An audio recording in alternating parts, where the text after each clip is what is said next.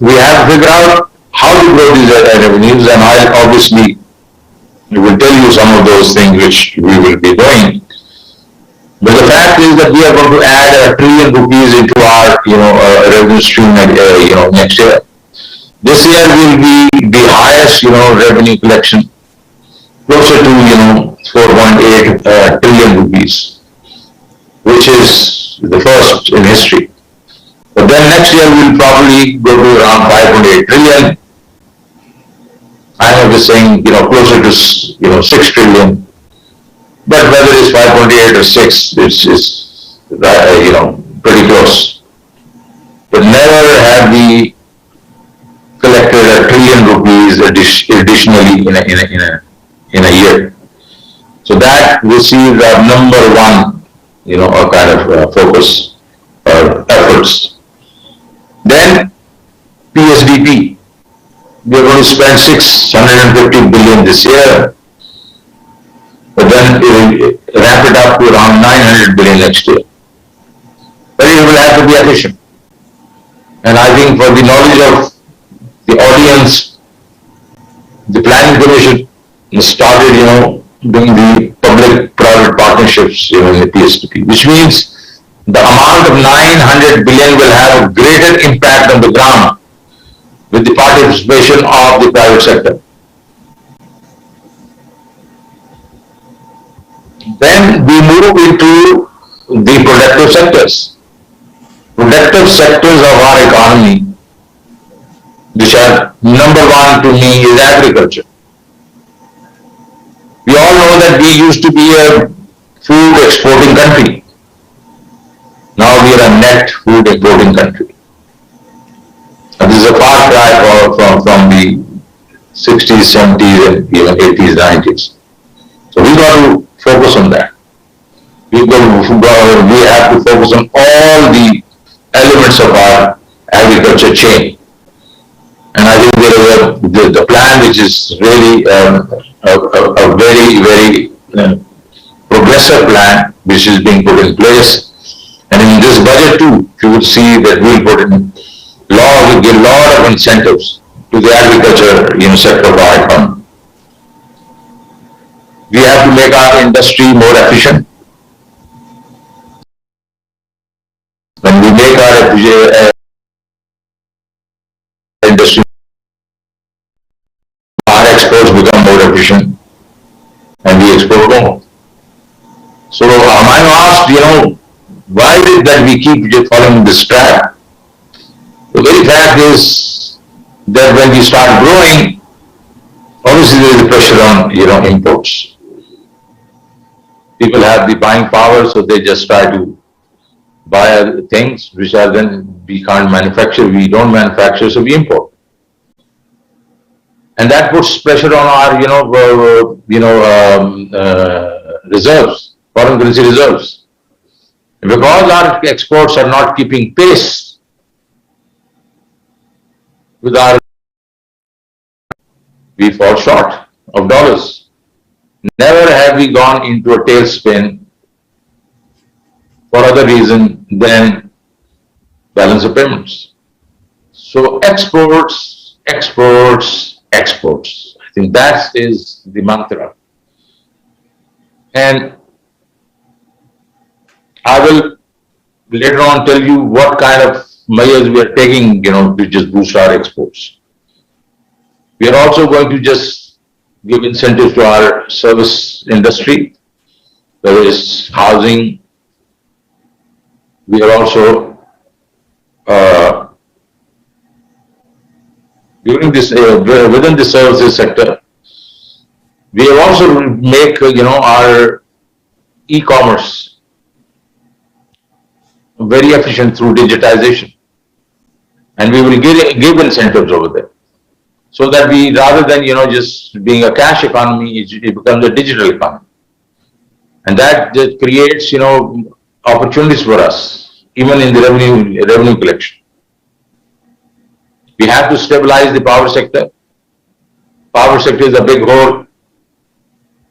Today we are 2.3 trillion. The circular debt is humongous. Not only we have to stop the flows, we got to reduce it over a period of time. And how do we do it? When there is a challenge of capacity payments, which are going to go up, rise up to 1.45 trillion rupees a year. Remember, I told you it was 465 billion in 2018. And we will triple to 1.5 trillion, 4.5 trillion. Because I think when we started installing additional capacity, we forgot that it has to be used. Or otherwise, because of the contracts, we'll have to start paying for the electricity we are not even, producing and using. So this is a great challenge, because unless we make it financially viable, nobody is going to invest in this sector in the future. So this is a great challenge, and we are coming up with innovative ways to make sure that our circular debt does not increase and starts reducing, over a period of time. But the Prime Minister has given commitment to the people of Pakistan that, we are not going to increase the electricity tariff in the near future, because that doesn't help. People are already burdened with, a very costly electricity. Maybe the lower end is protected, but what about the middle class? What about the industrial sector, commercial sector, export sector?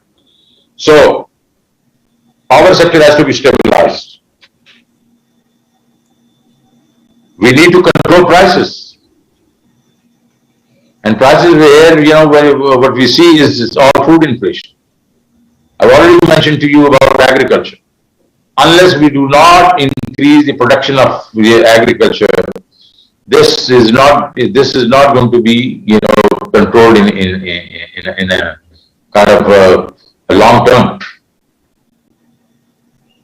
So we also have to give the market the mechanism to take away these large margins which people have, the middlemen have, from the farmer to the wholesaler. The margins are over 400-500%. So we need to create commodity warehousing, cold storages, mechanism for farmer to come to the wholesale market themselves, alongside, productivity in the agriculture sector, so that we start producing surpluses. Administrative control also will have to be strengthened. And during the Musharraf era, I think price control magistrates were removed. We have to think through, whether we have to bring them back. But importantly, I think, this is going to be a change from the previous governments. That we are not only going to be dependent on the trickle-down effect to boost the incomes of the people. Because what has happened in the past is that with 3, 4, 5 year, growth cycles, the minute, the trickle down reaches in the bottom segments of our society, the cycle breaks. So these guys, they take one step forward and then fall right back to where they were.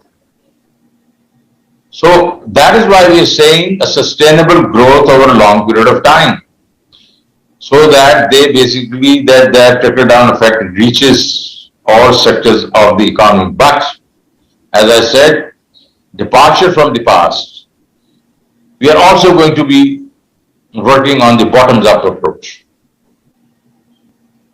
Even Joe Biden has said the US needs that. If US needs that, by God, we certainly need that. When I say bottoms up approach, I am saying the 4 to 6 million households at the bottom rung of our income levels will have to be given interventions whereby they can earn their living on their own and not just be dependent on handouts. They should have houses, they should have health insurance, They should have skill development for, their family members so that they can go and just, get some jobs. A comprehensive package. And we have to do it in a way whereby it's not inflationary. That it basically does not, we don't depend on fiscal deficits to fund this. So it has to be innovative. And we are working on that. So what do we have in the budget? I think in the budget, we have additionality of ₹1 trillion in revenues. We are not going to go increase taxes on people who are paying taxes, apart from remove some incentives from people we believe they've been given incentives for no rhyme or reason.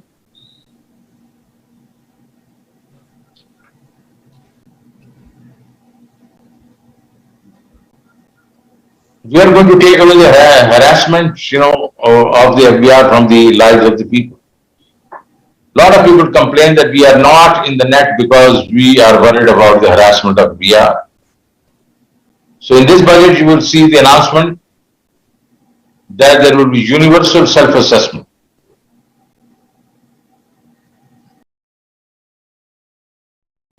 For 3 to 4% of the population, risk-based population, but done by third parties. No FBR person will do that. So people will be free of the harassment of the FBR. But if that is done, then it will be incumbent upon people who have incomes or the merchants who have, who basically control consumption to pay taxes. Because if we find out and we'll have a cell which will go all out using technology, which now gives us the ability to reach out to those people who have electricity bills, they have energy bills, they have deposits. So we have the data. We will reach them, and if they are willful defaulters, those people who are supposed to pay taxes are not paying taxes. So we'll basically take punitive actions and put them behind bars. We mean business. We believe that using technology will help us expand our retail, GST. We have around 80,000 POSs in the market. We are only using 10,000 who are linked to the FBR. But I just want to go beyond that. I want to go beyond the 80,000. I want to take these POSs to 500,000 POSs in 2 years.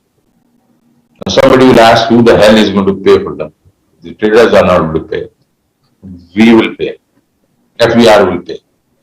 We are going to pay for the POSs, and then we will come up with a scheme whereby we give prizes to people who actually pay the sales tax. They send us the invoices or receipts, and we'll give them prizes every month. Large prizes, very large pool of prizes. So the consumer is going to make sure they force the retailer to give the proper receipt, or they'll move away from that store. So it's not going to be coercion. We are going to incentivize the customer to do that. And this has happened not only what we are doing, this is not unique. This happened in Turkey, happened in Colombia. I saw, in Kenya, there have been numbers in almost all retail shops. So it's happening all over the world. So this will help us really increase our sales, where we have 17% sales, GST. But the contribution is, less than 5%. We're also going to incentivize the productive sectors, the industry, the exports, as I said, told you, agriculture. This time around, I just told the Ministry of Commerce, You tell us what's the envelope you need, and let us not tell you how to distribute that. You distribute to those industries, those exporters who will enhance the productivity in their sectors. So they are going to be the decision makers. It's a paradigm shift. And let me tell you, gentlemen, ladies and gentlemen, nobody wants to let go of it, the control. And FBR is no exception. But I have convinced them, and they are convinced now, that let the productive side of our economy tell us what they need, and then we'll track it. It's not that, we just basically is free money. But we'll track it, but they have to decide. And this is, as I said, is a paradigm shift in thinking. We're going to incentivize exports through SCZs.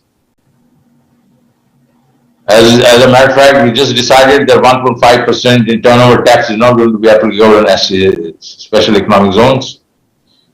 We are going to incentivize exports in the value-added sector. And we are going to incentivize IT. IT is $2 billion exports this year. I want to see that $8 billion in 2023. And by the way, in India, they broke the $1 billion exports in 2000. By 2010, they had crossed $100 billion. We had the same, a kind of caliber of people, if not better. So I think IT is where we must invest.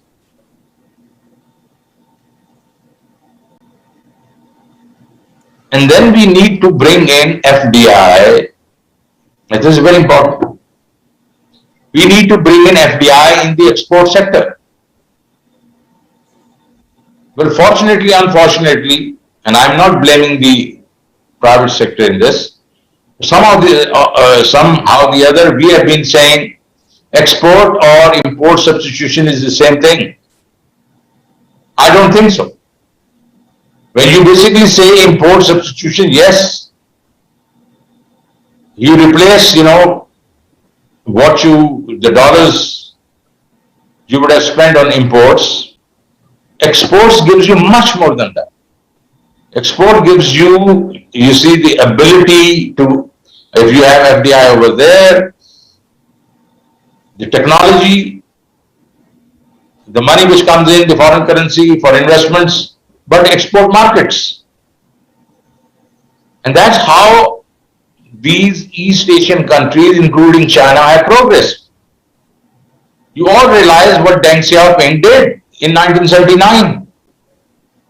He actually created 4 zones and told them that these are your zones. You will have your own, legal system, financial system, labor system, and ability to train people, and we'll give you the territory, and then you just bring in money, manufacture and re-export. Malaysia did the same thing.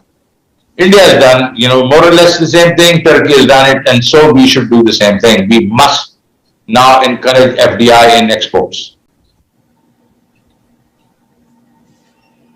We also need to, because exports have been a family business, so what has happened is the father is the chairman, the eldest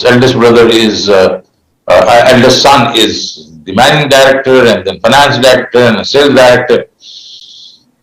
So when father dies, within 2 generations the family splits, and so does the business. All our industries today are fragmented, whether it's textile, whether it is leather, sports goods, I think, just there are exceptions, large groups over there, otherwise it's fragmented. So they cannot compete with the rest of the world. So they become a commodity business and they basically compete on price. So we've got to consolidate this. Unfortunately, we did not have a Chapter 11. Now we have that in shape of CRA, Corporate Restructuring Act. So we use that, we create the enabling environment and consolidate our industry. So there is scale. So there is value addition.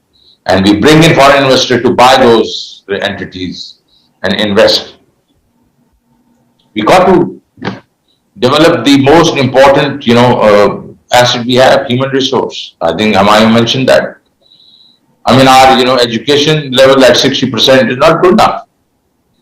Our health, we don't spend any money over there. I think Prime Minister Imran Khan wants to quadruple, the investments in these two categories.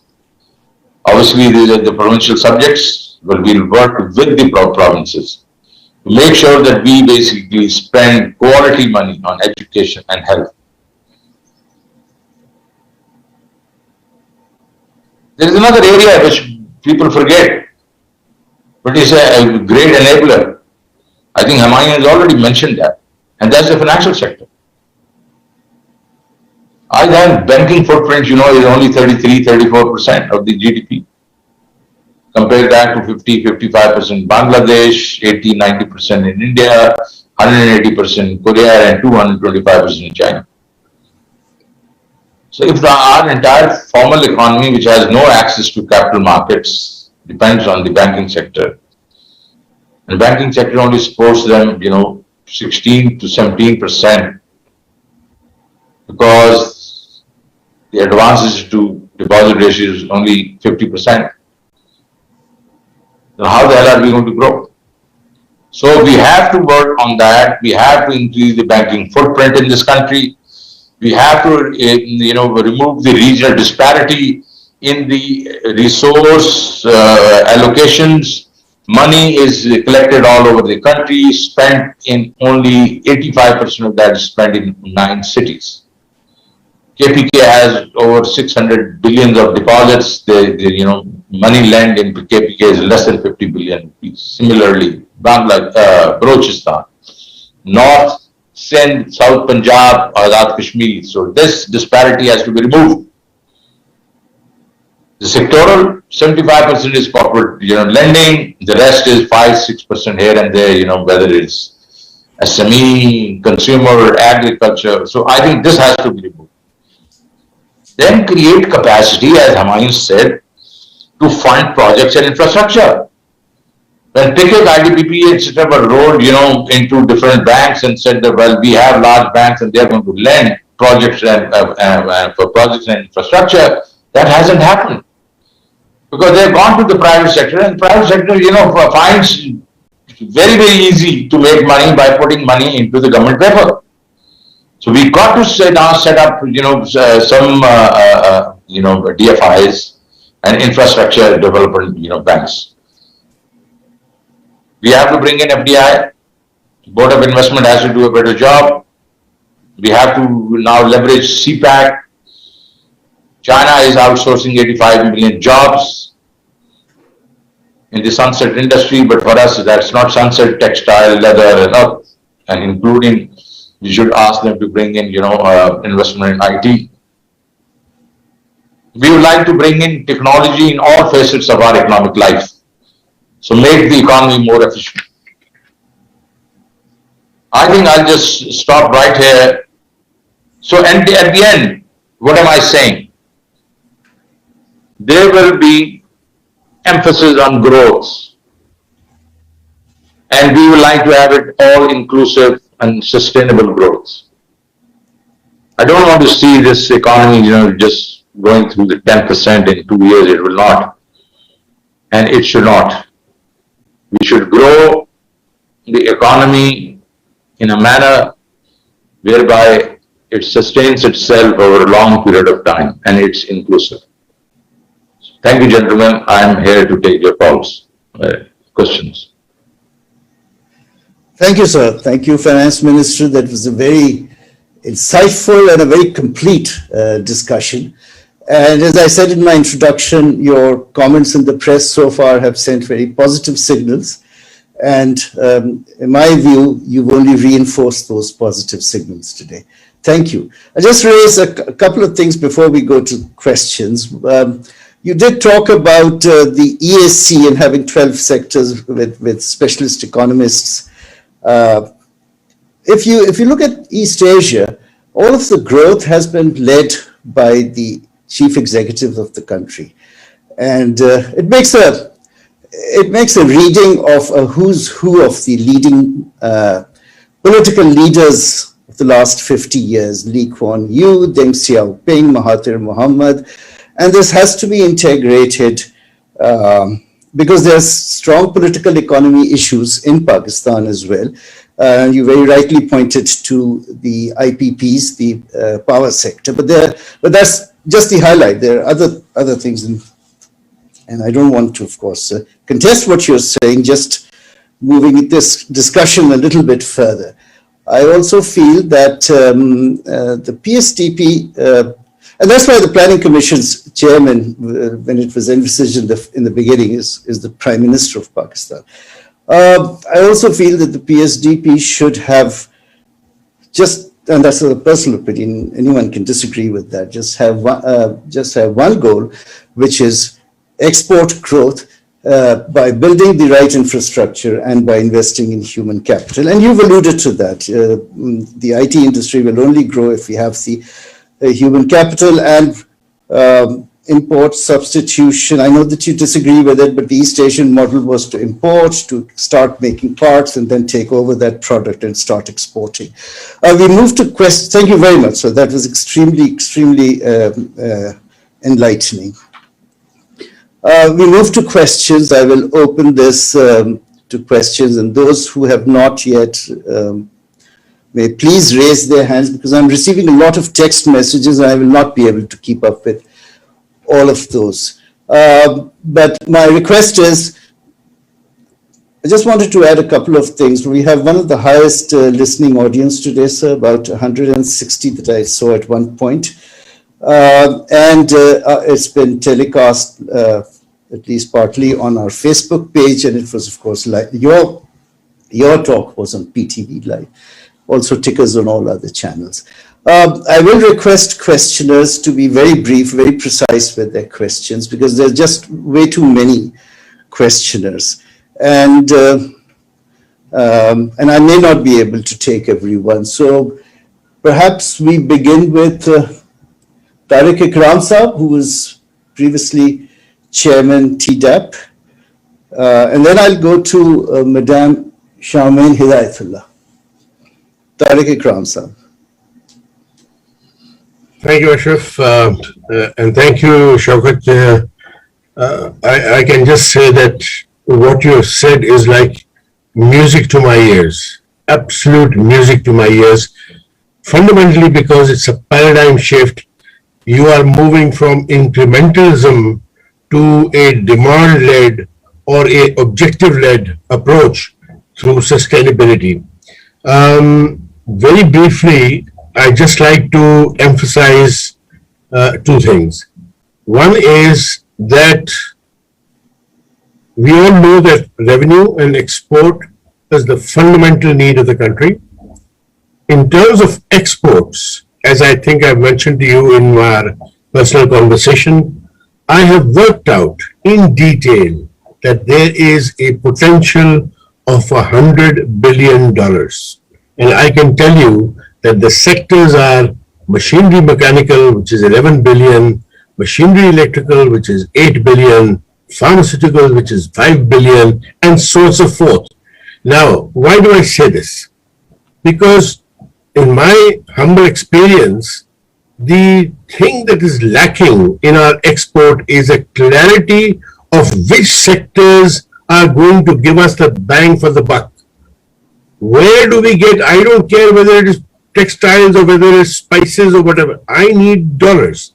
So which sector is going to give us the dollars? So my humble request is a clarity on which sectors which we will focus on. And as you very rightly said, we cannot do everything. I've seen the Ministry of Commerce's view. There are a few sectors that are missing, but sectoral and geographic focus is critical.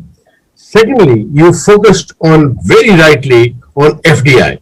And if FDI is right, we can get a right amount of technology.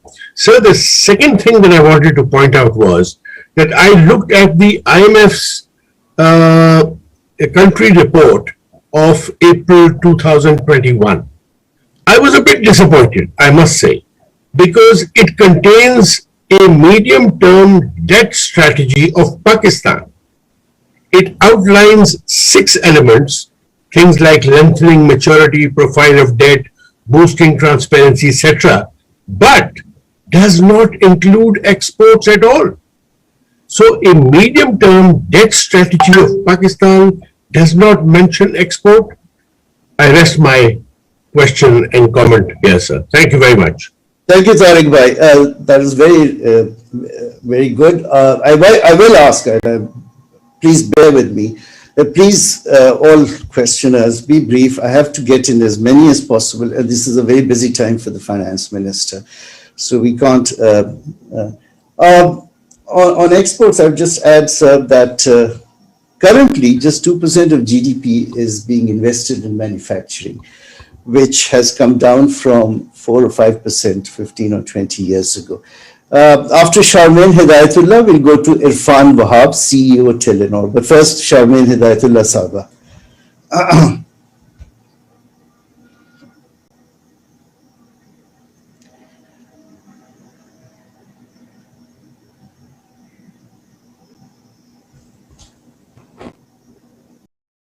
Why are we keeping on the public banks?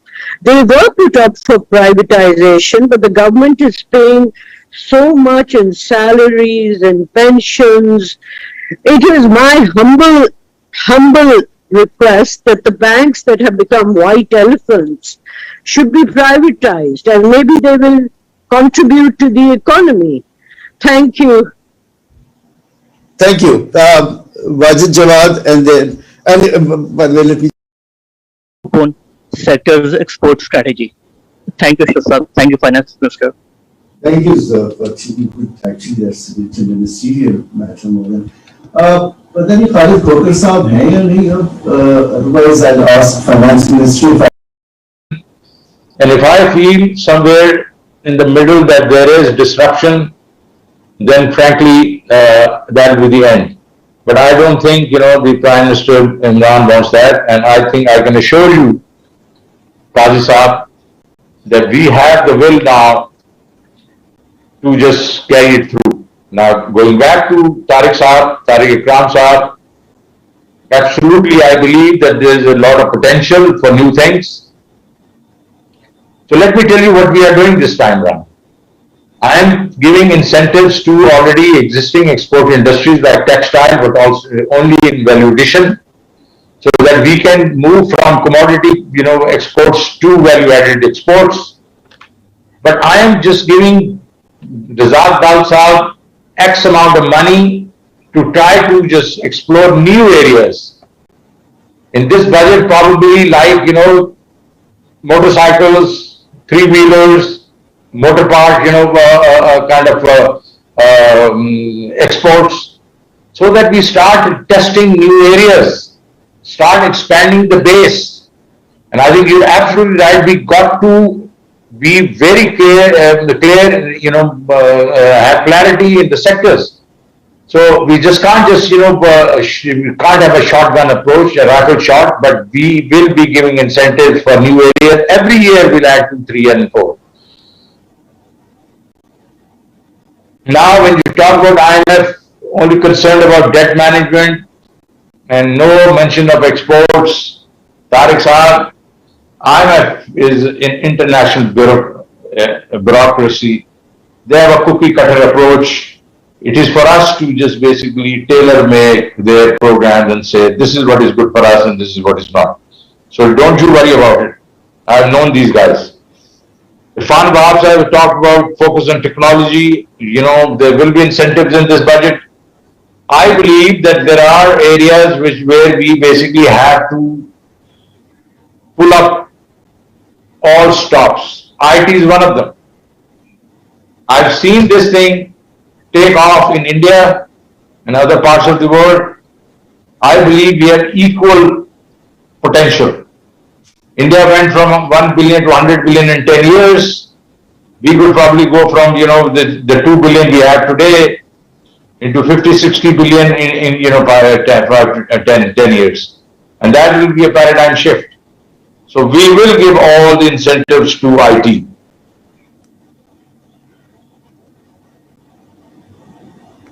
Why do we have these public sector banks? There is only one public sector bank, which is National Bank. National Bank has now become pretty efficient, has made a lot of money this year. You need to have one public sector bank in a developing economy because it basically, helps the government at times. And the rest, and it's also making good return. I think their return is probably 1.5% on assets, which is better than most of the other banks or quite a few other banks. So there's no other public sector bank, in the public with the government. Baji Saab has talked about Development Bank, Exim Bank. All this is happening. Exim Bank, is there. It's not working. The guarantee scheme is not working. Textile City, we have to take a view of that and see why it is not working. This was discussed only just last week with the Prime Minister in the chair. And as you said, putting money, generates additional exports. Believe me, you are talking to already converted.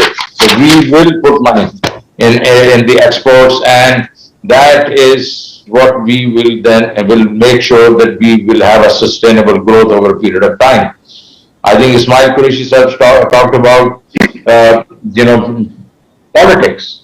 You know that I just in an interview, I said that I would like to have a charter of economy, talk to these guys in People's Party and PM Noon, and I know all of them.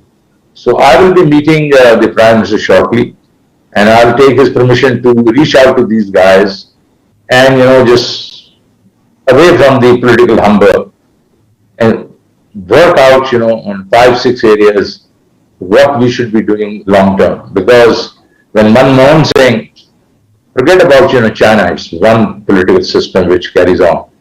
But India is a democracy. So Manmohan Singh came up with a roadmap. The successive, Congress and BJP governments have followed the general, path towards economic growth. So I think we should have the same thing.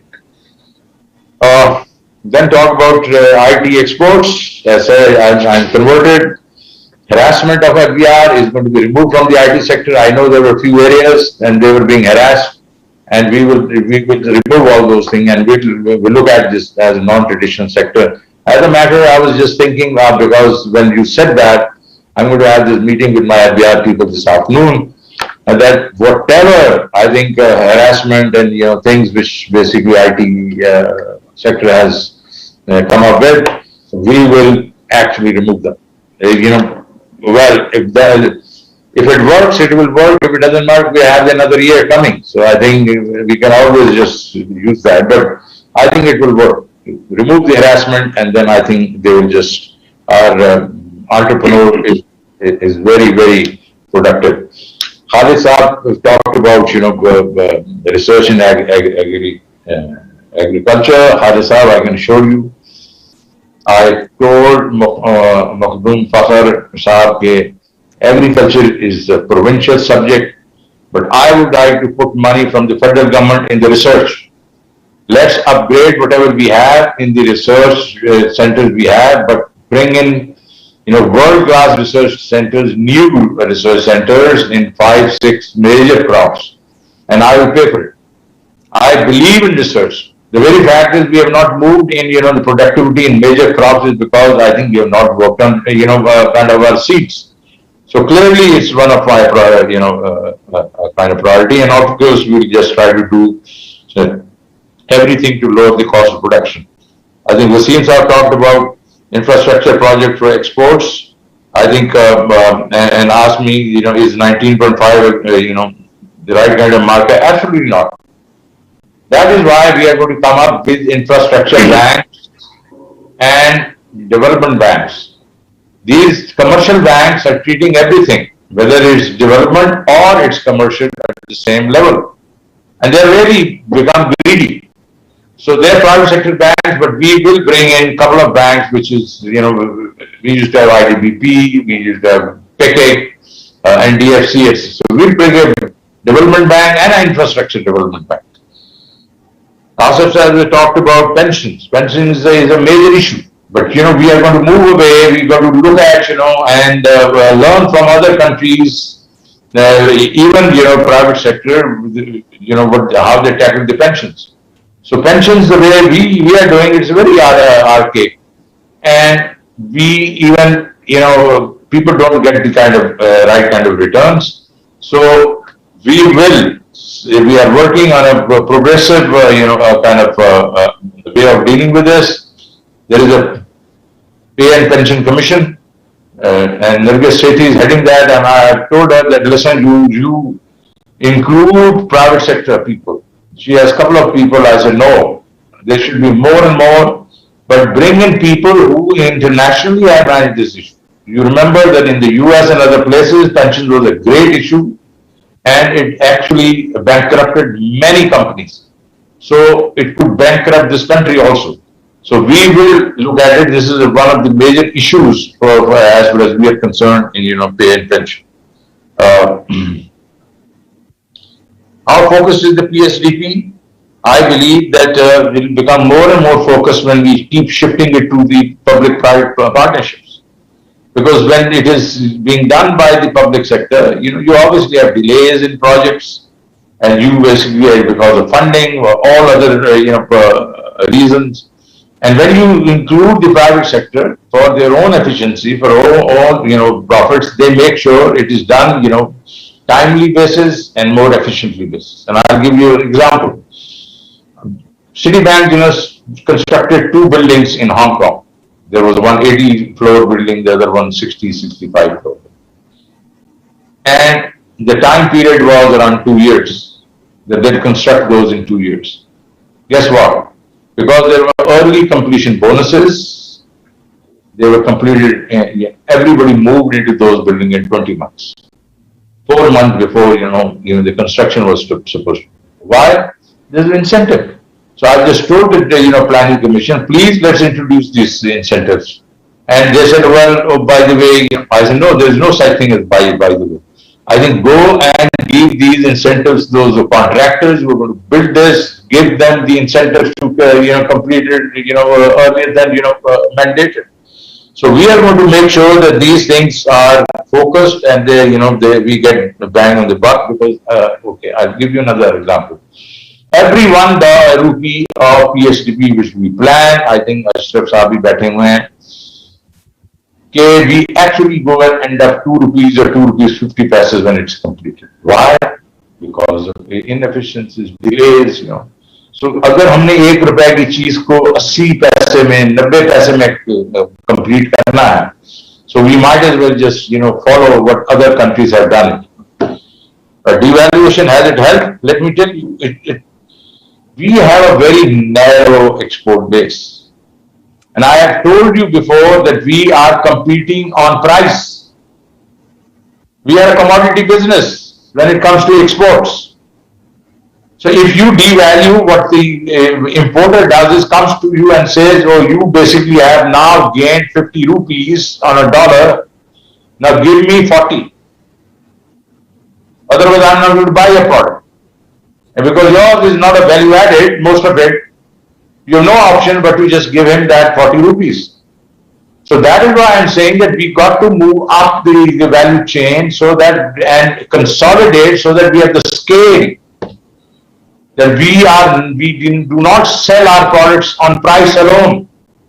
When that starts happening, then devaluation will also start helping us more. But having said that, by not devaluing, not keeping the rupee at the right price, we hurt ourselves, and we have seen in the previous 5 years, 25 billion exports in 13, 21 in 18. Bangladesh, 27 billion exports in 13, 37 billion in 18. They just moved the rupee, their currency in the right direction. So my own sense, and because they also had value addition. So I believe that not just keeping the rupee aligned with what you got real effective exchange rate hurts. You talked about, Samasar talked about small loans. Sir, what we are going to introduce in the next few days, a couple of weeks, we are in the process of approvals, that first time in this country, the small SME, in the SME small S, which means, people who want, maybe 10, 15 lakhs, 20 lakh rupees of loans. It will be clean credit. No collateral. No collateral. And the government is going to fund the difference between what the banks are going to be given, which is 1% for the funding, 9% with the charge. But we will give a guarantee for the credit. Today, the our total SME loans are 180,000. Can you imagine? 180,000. We want to take it to 1 million, 1.5 million in the next couple of years. That is the kind of paradigm shift we are talking about. Then we talk about digital Pakistan. Yes, Saira Bibi, I think we are bringing all the incentives in this budget. We will do that. I think Afzal Saab talked about Pakistan versus Washington. I'm a passionate Pakistani. I've worked for the American Bank for 22 years. But I've just been here, and my father has worked for Pakistan. We believe in Pakistan. I believe that we must stand on our own feet, not on the crutches of Washington or whoever else. And I believe I feel ashamed when I just go out and I get mistreated by whoever because we are Pakistanis. I just am reminded, Qazi Sahab would just know, and others my age or maybe older know.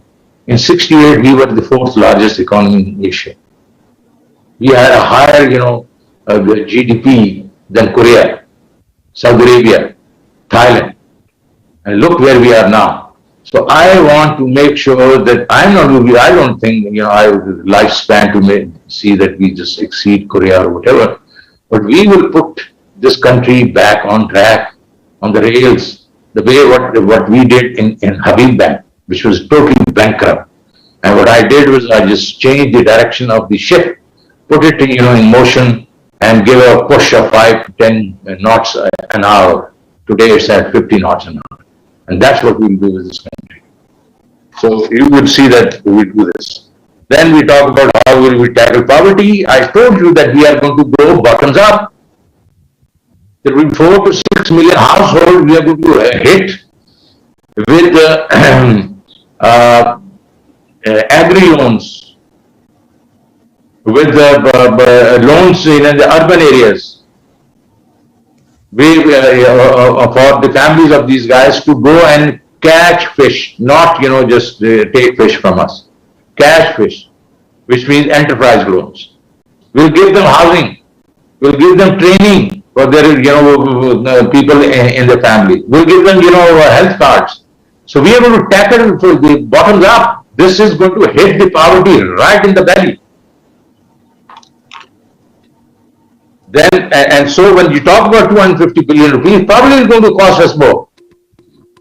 Because I'm talking about, millions intervention, millions of families. And that probably is not going to be Mickey Mouse, 200-300 billion rupees here and there per year. No. I'm saying intervention of over $1 trillion rupees per year, if not more. That is how we are going to change the paradigm. Mr. Rizvi also talked about, pension, I've already mentioned. Tariq Parvez Saab, impact of organized crime. I think you're absolutely right. Organized crime, why does it happen? It's all economics. People don't have jobs. They don't have job security. What do? They do, what, most of the civilized people don't do. So I think we've got to, at the grassroots level, handle, their needs, give them what they want. You will start seeing reduction in organized crime automatically. Then, of course, we need to have a national, action plan on crime control. Qazi Saab has talked about whatever he did, and I think I just answered that. In conclusion, I would say that this cannot be done by one person. It will have to be a team effort. It will have to be a team effort within the government, with the opposition in sync on certain areas, and with all of you. Because you see, it will also involve the media. Because at times, media can just go on a tangent. But to date, I have seen them very helpful, very positive. Because you see, I can only just be, a kind of enabler. And all of you will have to partners. I would say over here that I have a great leader in Imran Khan, who basically supports this, who believes in the welfare of, the people, because he believes in the state of Medina, welfare state, and insaf. And I think we are tackling the welfare state. Thank you, gentlemen and ladies.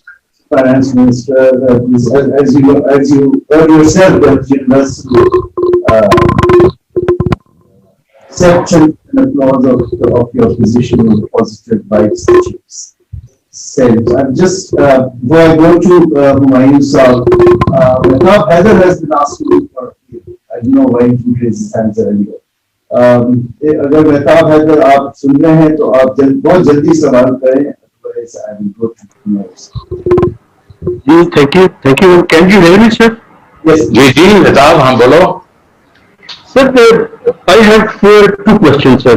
First of all, sir, as you have mentioned that you are going to increase the tax revenues of ये confusion है बड़ा market के बीच में कि यार देखो ये जो है 13% जो है 12.8 4.8 हमारे लोगों ने कह दिया, but I think we are going to hit इंशाल्लाह if not exceed 5%.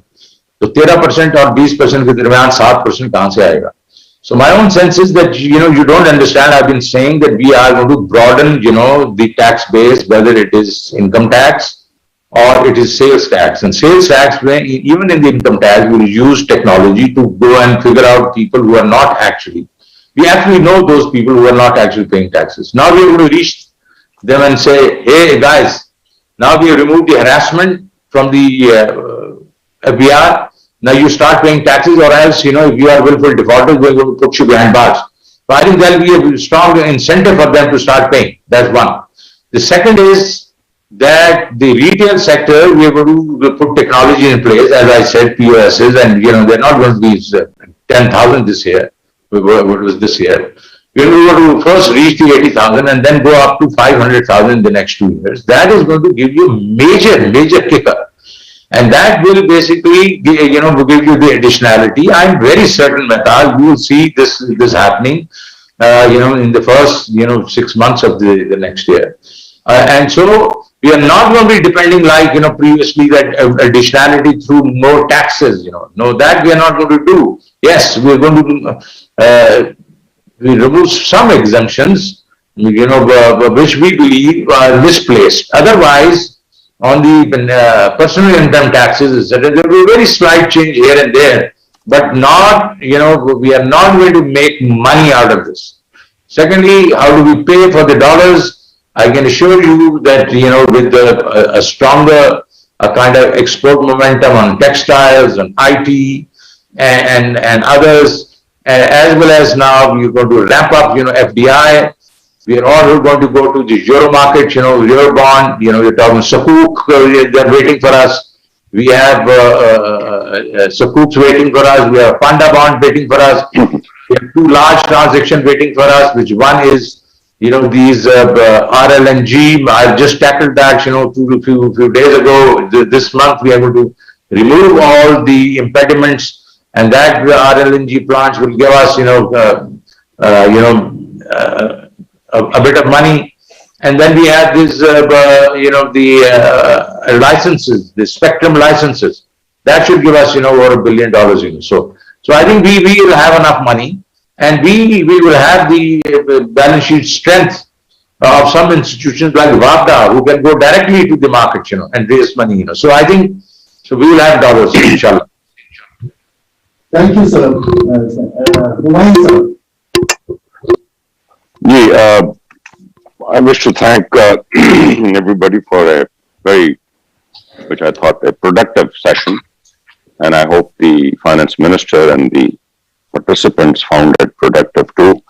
I will not repeat what has been said by some very illustrious participants. Just that we all know that immediately, if we want growth in our FDI revenue, if we want overall growth in the economy, and if we want to produce jobs, the focus has to be manufacturing. And not only manufacturing, but as Shaukat said, exports related manufacturing. And in exports, as has been mentioned by a number of people who are very experienced in exports, Wazir and Tariq Ikram, amongst others, a buyer-driven FDI. I mean, FDI in a sector where an international buyer comes and invests in a country. And I'd like us to focus, Shaukat, just on China right now and focus on the sectors that are moving out of China, that are moving to Indonesia, that are moving to Vietnam, and textiles is one of them, and appliances is another, and two-wheelers and three-wheelers you have mentioned. Let's get the Chinese to come to Pakistan. Now, you may not like it, there is only one Chinese exporter actually in Pakistan right now. And I know for a fact the others are not coming. Let's focus the CPEC on bringing the Chinese textile sector and the appliances sector and other sectors, because China labor cost is now expensive. It's moving to very rapidly to high technology items. Let's make that a priority. Focus on the service sector. I mean, Shaukat, you remember that in the late 90s, we opened the service sector for foreign direct investment. And look what that has done to the transport, to the motorway services, to the retail, to the wholesale, the social sector, hospitals, education. See what that has done. The introduction of FDI and services encouraged more of that. Now, agriculture, I like your focus on agriculture. Pardon my saying, but Mother Nature runs the agriculture sector in Pakistan. Good sunshine, good rains, no virus, it does well. We have not done much. It's a tragedy that we have moved so far down in cotton and India has moved so far up. And we all know it happened because of seed, and we did not take timely actions of the right kind of seed. Let us focus. I mean, we are losing our comparative advantage in textile because we are just becoming like Bangladesh. We have to import most of our cotton. So there goes our comparative advantage. And your focus on the IT sector, just a few suggestions. I think the government and the State Bank of Pakistan has done a wonderful job in promoting digitalization in the country. Allow me to make a few suggestions. Let the EMIs and digital banks get involved in cross-border movement of money. I mean, the scrutiny is very tough by State Bank. We all know what needs to be done. Them involved, a lot of overseas Pakistanis still are using informal channels. Imagine what it can do. The freelancers in Pakistan are having one hell of a problem getting their money. Amazon is now coming into Pakistan. Have we thought the traders of Pakistan and Amazon and the PSPs that they use, Payoneer or PayPal, we have to make that bit easy for Pakistan to get involved with the likes of Amazon internationally. Let's focus on some more payment gateways. We just have the micro payment gateway that Karan Das and State Bank has created. Let's create some more payment gateways. And let me tell you, you see, China moved from a cash society to almost 100% cashless society right now. And they did not use the POSs, although POSs are important, but POSs are expensive. And recently, the bank has changed the rules and made it more attractive for a POS investor to come and invest. But then you have to change the mindset. The merchant has to feel easy using a POS, getting a POS device to be used, and should not be afraid of FPR. And a customer has to feel comfortable using a debit card on a POS device rather than only on the ATM machine. So this mindset has to be changed and introduce services like, the biggest payments in China are done by the WeChat financing and the Alipay financing. And they are direct from a messenger service, they have become a financial service. And of course, Irfan Wahab Saab was here, but let me say, the telecoms have done a great job, except I would urge the telecoms to move away from only fund transfers and into other mechanisms of supporting the merchants and the supply chain. With that, I'd like to thank everybody, the valued participants, and in particular, Shaukat, it has been very kind of you. We know how busy you are, and we just hope that you find the session productive. Thank you very much, everybody.